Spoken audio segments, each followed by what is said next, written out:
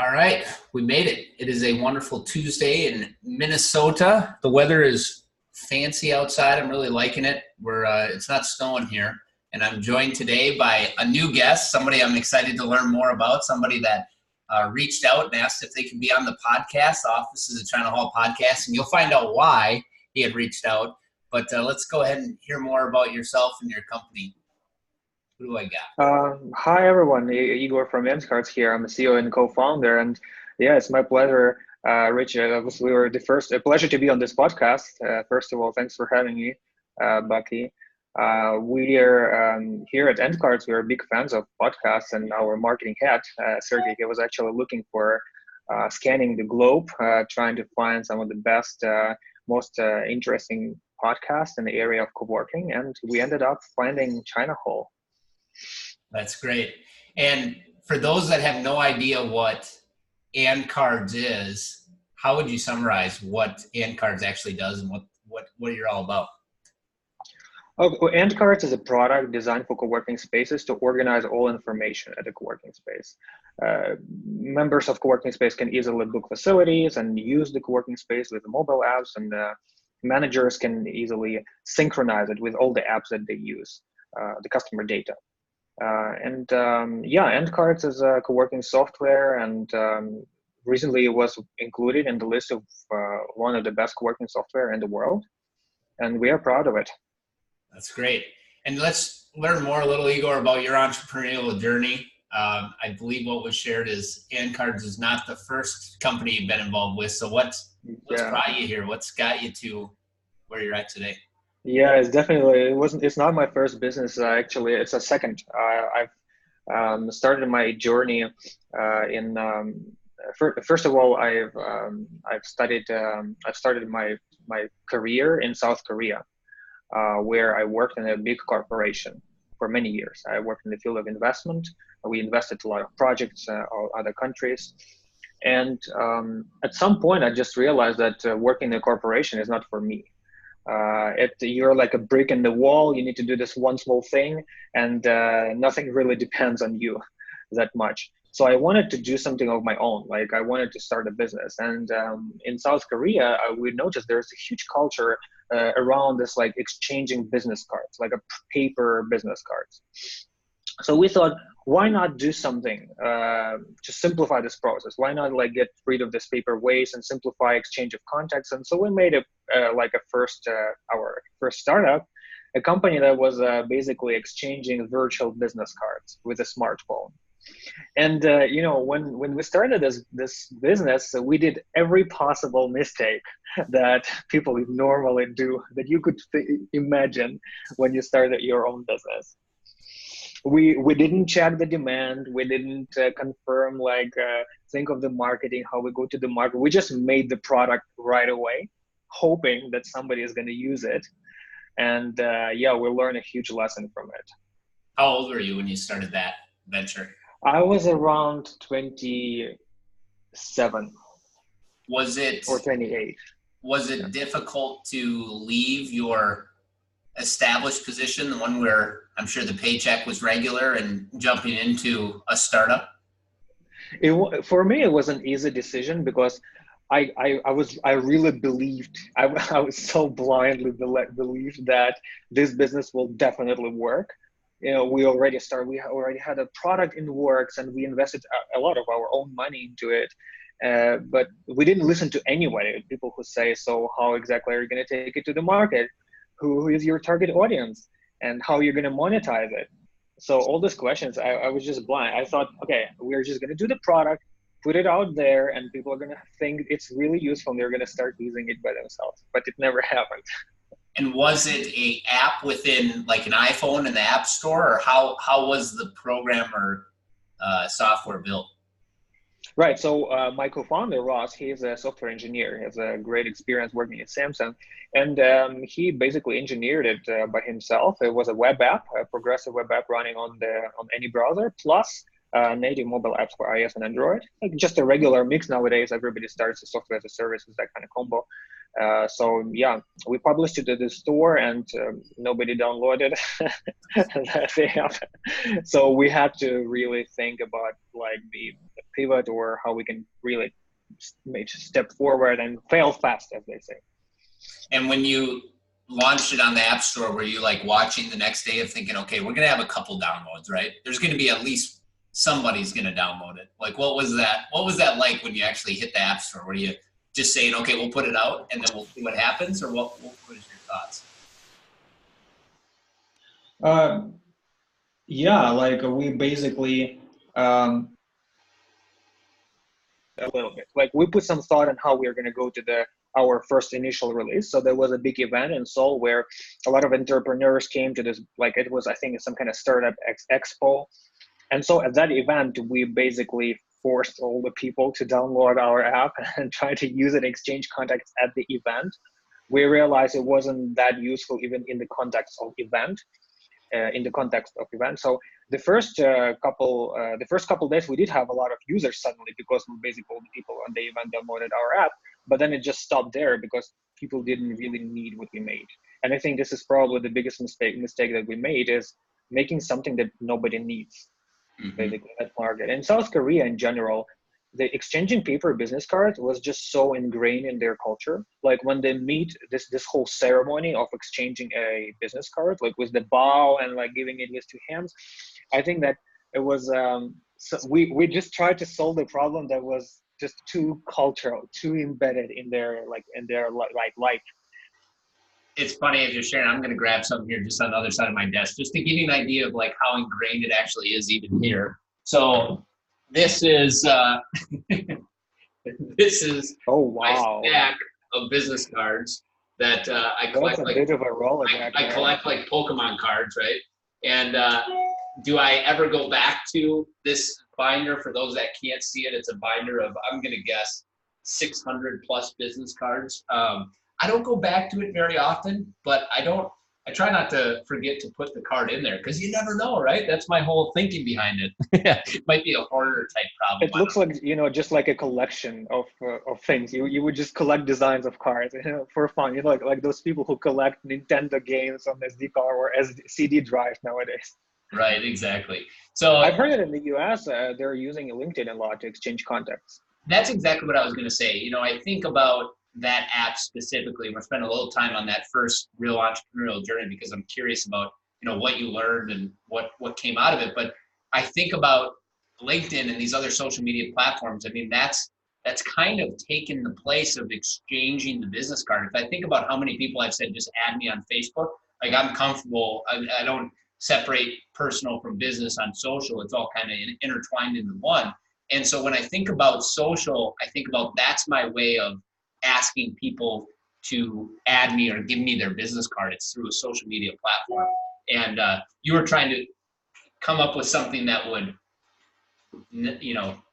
skip that, right? It's like, don't add me on social, but add me on this app and you will have my information.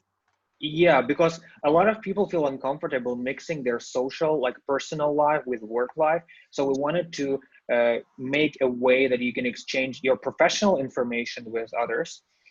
And like one of the special things about our app versus any other like a business card scanning app was that you would create a virtual business card right in the app. So you don't need a paper card to like print it out first and then scan it and then like you would exchange it. So you would create it with like a constructor in the app. And then if you change your contact information, if you move to a new country or you promote, you just update your own card and it propagates to all other cards to all the other people that have this card. It was a neat little idea but unfortunately nobody needed it. Yeah. Right. How long did that startup last before you decided? That lasted less than 1 year, thankfully. I think it was roughly maybe 6 months six to 9 months that we were like working on the concept and trying to reach out to people, show it, and then trying to apply some accelerating programs to help us develop this idea better.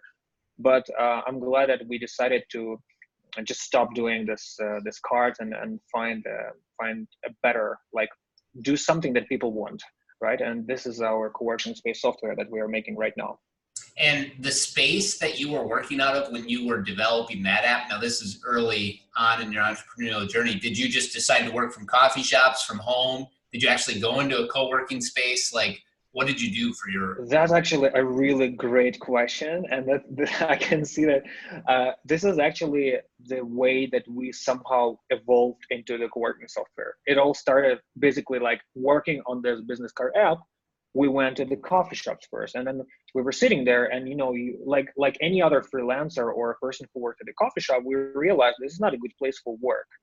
You can't call people, you can have a bit like a business call like we're having with you right now, like just a normal conversation in a quiet environment, because you're surrounded by people constantly talking music and noisy. They would throw you out of the coffee shop at like 8 p.m. when the time is up and they need to close, right? So internet connection is not stable. So we were always like searching for a better place to work. And honestly, at that time, I had no idea that what is co-working space and the concept. But then we somehow met people who like introduce and say, hey, go check out this place. You can just sit and work there in the focus. And we discovered co-working spaces around like 6 months or 7th months of our journey, of this business card journey. And we started working at a co-working space. And so being around co-working space and talking to the managers and observing like their routines, kind of like shadowing a little bit, like, like talking to them a lot. That's how we discovered the pains of managing co-working space. And that's how we were like, okay, if the business card doesn't work, there are real people in front of us who need help, like managing their space, their business. So why not we just do something that they want, for example, to help them. Yeah, and you're like, hey, the customer's already there, so if we can start making some money with that customer, that might lead to another customer, because we're not making any money over here with the business card. We're not only we're making any money, but generally about what we want to do in life, right? After working in a corporation and this like sitting in the box basically for 6 years, for example, I have really enjoyed being around co-working space. It's just like you're surrounded by people who are and like very lit, they're very friendly and positive, and they're all going about their lives and being independent. And I really enjoyed being at a co-working space, and just in general, the spirit of co-working. I think it's really enriching.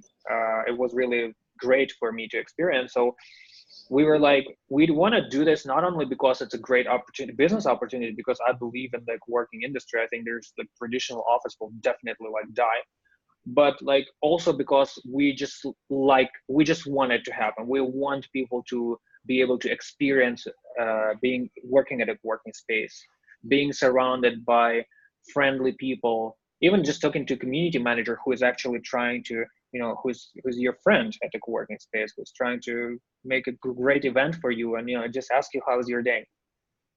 I think that's important. What as far as the package of your co-working space, and you probably have the cheaper version and then the more expensive version of the private office, whatever the case may be. Early on in those days, did you have to go with the cheap version, the open desk, the come limited hours, or were you able to step up and get a monthly subscription right away? Do you remember where you're at in your co-working space originally? You mean like the membership, like the membership at a co-working space? Yeah, like your specific membership when you originally got into a co-working space. We took a very careful approach. I think we first took some kind of like a limited, like 20 visits, like that. And then like we sit down, that was really great co-working space. They had a lot of great amenities. For example, they had not only meeting rooms, but they also had a device lab where you can go in and there's like a lot of devices and mobile phones and watches, and you can download your apps on those devices and try them out, like how it runs on those devices. So that was a really impressive service that we had never seen before. So we kind of grew on it and we liked it, and we got a monthly membership for flexible workspace and just continued. I think that's another great thing just about co-working in general, is that ability to have those flexible lease terms and the ability to test out space. So day to day, my day job is commercial real estate. So I'm helping all types of businesses move into different locations. And often the landlord that controls the space is looking for a 3-year lease or a 5-year lease, or the longer the lease, the better. And that is the opposite of what you've seen from co-working, of saying, no, please come try it out. Make sure it's a fit. We want to make sure you enjoy the space. And if it is, we have the space for you to expand. I agree, and it's really, you know, how they call co-working like office-centric co-working space sometimes flexible office. So I think the flexibility applies not only to like the interior design decisions or solutions, but also to actually human culture surrounding the co-working. Like it's really a flexible office in terms of the culture that you meet there. What year was your now company founded? It was founded in 2017. And here we sit today, we're already in 2019 and it's getting closer and closer to the end of 2019. What would you say has been some of the learning experience of your second startup and where you're at today? Oh, that's a great question. I would say that for me personally, the biggest lesson that I learned doing the second business is how like a really famous marketologist his name is Fedorov. He says, a great business is a woodpecker. It's like a woodpecker. It finds that one spot and then hits it that one spot all the time. So that's what I learned doing my second project, Andcards, is that we need to find one thing that we are really great at and focus on that one thing, like a woodpecker on that one hole in the tree. That makes sense. And that one thing, it's the pain point of what a community manager or a co-working owner has for programming and getting memberships organized. Would that be a good way of putting it, or how would you summarize it? Well, I would say that like in general, yeah, like for any business, it's a different thing, right? Yeah. For our business in particular, Andcards, what we're trying to solve is make community manager community manager on their daily routine. They have to they use multiple apps. Just like any of us in the personal life or even professional life, you would use like Google Docs for productivity or Microsoft Office, right? Like Gmail for email, Outlook. You would have like multiple apps, Zero for finance, Slack for chatting, and Zoom for calling. And so community managers, they often find themselves using a lot of different apps. One for access control, for example, like letting people in and out, like registering people there. Another for financing, for issuing plans. Another for billing, like for example, Stripe, or like charging people. Another for meeting room booking.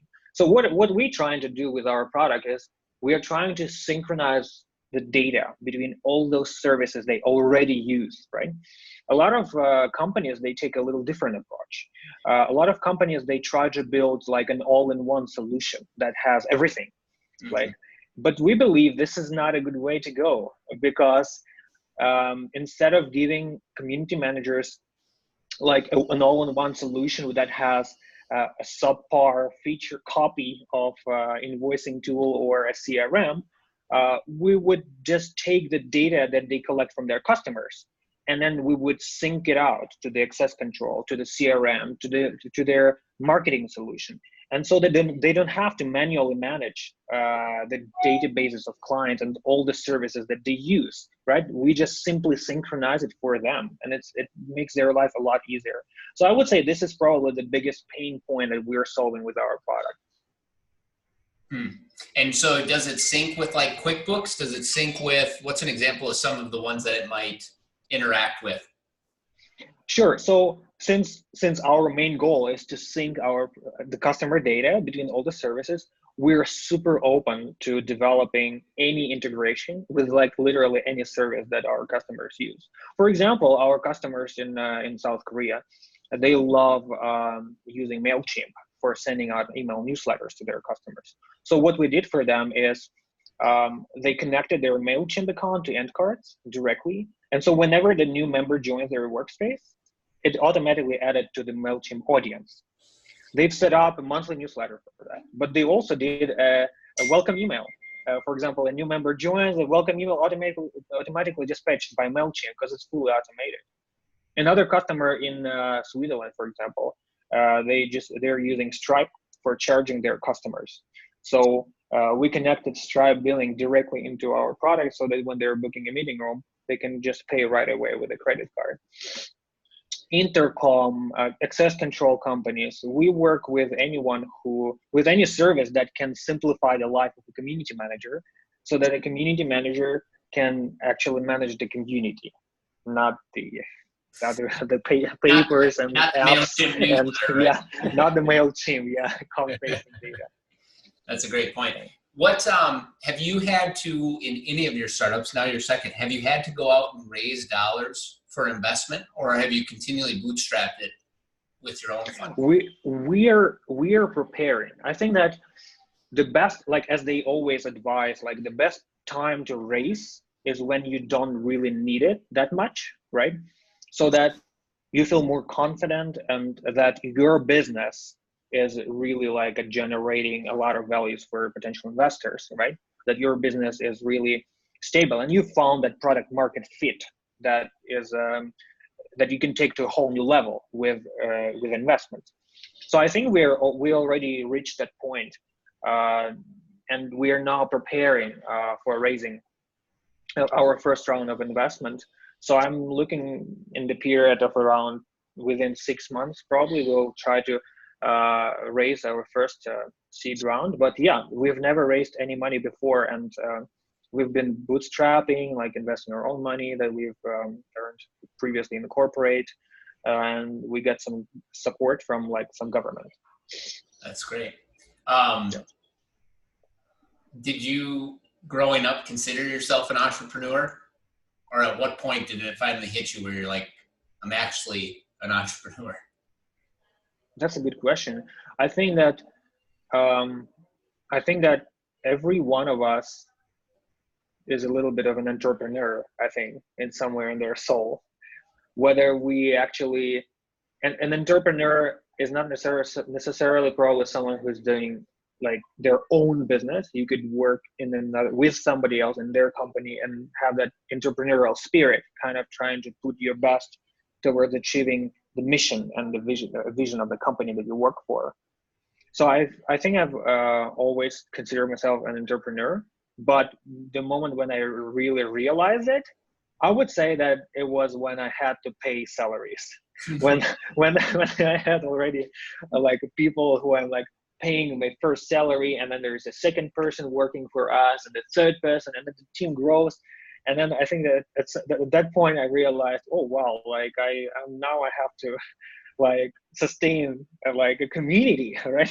Like an Andcards team that is dependent on our business decisions. Yeah, that's an eye-opener, I imagine, of, okay, someone else is counting on our performance for the paycheck. And here we go. Right. Rubber meets the road. This is great. Thank you so much for reaching out. Maybe share a little bit about how you actually reach out, because I think that's cool to share about just how people are continually meeting one another and just being open for the conversation. You have a marketing team member, is that right? Yep. Surgery. Yeah.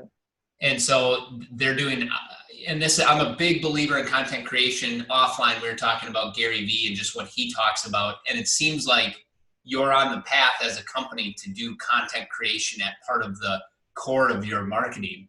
I really believe that will lead to the most potential growth, because it's organic in some way. It's not an Instagram ad that pops up in front of me that I'm trying to subscribe. You get to know, like, and trust the people on the other side, which then turns into customer base. So you're doing things differently, which is exciting. I agree with you. And one of the things we do, and we really want to contribute to Coworking community around the world, is by building a very robust source of information on how to manage Coworking space efficiently on our blog. Like Andcards blogs is now a big focus for us. It's really a condensed experience that we received working with co-working spaces around the world. Like we have customers in 11 countries at the moment, and co-working spaces in all those countries, they're facing the same issue, like the same day-to-day problems, right? Like how to manage access control, how to manage visitors, how to charge your customers the easiest and the fastest possible way. They're facing a lot of things that in any country. So this is kind of beauty of co-working industry. I think that it's very global. The movement of co-working is very global, and the problems people face are very similar. So we're building a blog of specifically a content that's specifically condensing our experience, how to do that. And Sergey and Helga, like our team members, are doing a great job, I think. I recommend you checking it out. I think it's going to be very useful. That's great. One other pain point I would bring up, and I don't know if it's how it's been brought up to you, I'm sure it's been brought up, is the community manager's ability to market the co-working space on platforms that have to be updated relatively regularly. So I can't speak for other countries, but I can speak for the United States. Is as a commercial real estate agent, one of the pain points we've had of marketing space in general, co-working or any spaces, there's now more listing channels than ever before. And to get them on there the most often with the most updated photos, with the most updated information is our office admin at our real estate office. It's almost a part-time job that turns into full-time as these listing channels start to keep getting added. So I think that would be another pain point that just I see even with our spaces. There's a Craigslist, LoopNet, Crexy, Facebook Marketplace. If you're able and capable doing actual targeted Facebook advertising specific to the space, I view every social platform as its own marketing platform as well. That's a great point, and I agree with you that this is one chunk of information that is basically manual labor, like a manual copy pasting of community management. And this is something we want to eliminate entirely. For example, the data that we have on our platform, let's say a meeting room, like there is a meeting room, let's say, and it has images on our platform already. Why do you need to manually upload the same image to all these various services if we can just sync it for you in the background? You upload it in one place and it automatically syncs in everywhere else. So we're looking at a platform that is kind of like automating for you the distribution of the information throughout the customer information and your asset like information throughout all the services that you use. We're super open to integrating with really virtually any service that can do it, like, and really save your time. We're already doing it with marketing, like for example, MailChimp and Intercom. We're already doing it with payment systems, with access controls, and we want to do that with marketing as well. I think this is a really great way to go. That's good. Any other thoughts you want to share out there on the interweb so everybody can hear? Well, once again, thanks it was really a pleasure talking to you and meeting you, and great being on China Hall. I've looked at the China Hall before, and on your website, there's an article that says why China Hall is called China Hall. And a lot of people also ask me, what is the meaning of the Andcards word? What does it mean, right? So I think this is something in common between China Hall and Andcards. The good business, a good brand name, is a question, not an answer. Oh, I like that. Yeah, that's a good point. And I think just inherently, you can't get away from cards. You started in business cards. Every startup that you have from here on out is somehow going to involve cards. Next, it will be postcards. And then after that, it'll probably be birthday cards. Well, we'll see what fits into the co-working business. But you can use credit cards to pay for meeting room booking. It sits there. Well, thank you, Igor. If people want to learn more about Andcards, where would you direct them to? Where should they go check it out? Andcards.com is your place to go if you want to learn a little more about how to run your business efficiently. That's andcards.com/blog.